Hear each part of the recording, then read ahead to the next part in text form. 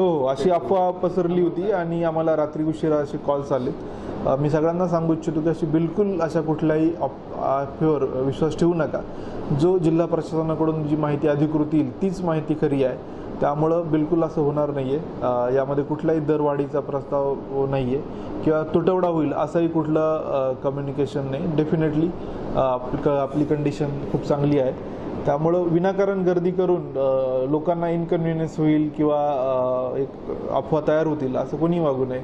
अशी कुठली गरज नाही हे मी आवाहन करतो आपल्या माध्यमातून.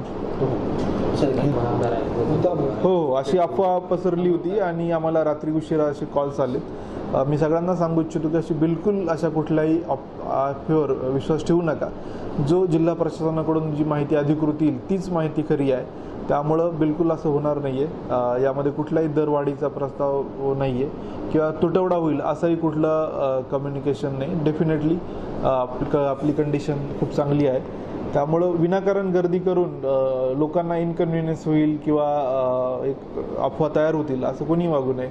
अशी कुठली गरज नाही हे मी आवाहन करतो आपल्या माध्यमातून.